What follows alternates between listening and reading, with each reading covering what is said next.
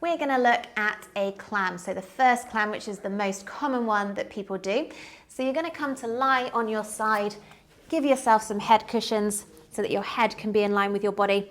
We're going to put those feet together and just look down at them. We want your feet to be roughly in line with your bottom, and then just pop them back to the floor again. So that's where we're going to start in our nice middle position.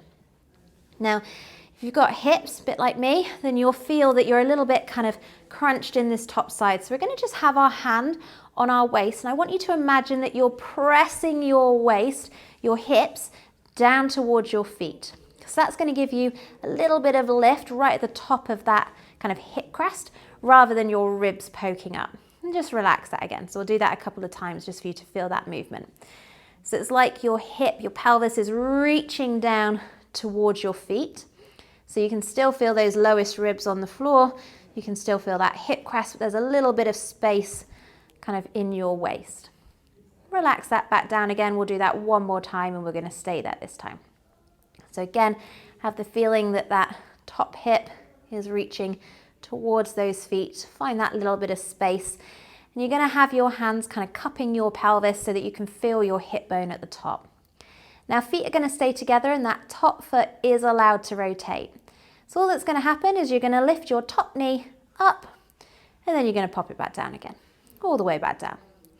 So we're going to do that a couple of times. Now you can use your exhale breath to come up. That'll give you a bit more stability. Or you can use your inhale breath to come up, and that will open your pelvic floor, your pelvic half a little bit more. So it depends on what you want and on what you need. But the most important thing is, can you feel that hip bone? We want that hip bone to be facing forwards the whole time. So if you come up into your clam, stay there.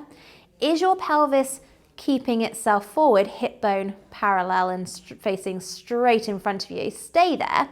Lift that knee up a little bit more and keep the pelvis there. You'll feel it kind of around the bottom of your glute a little bit more.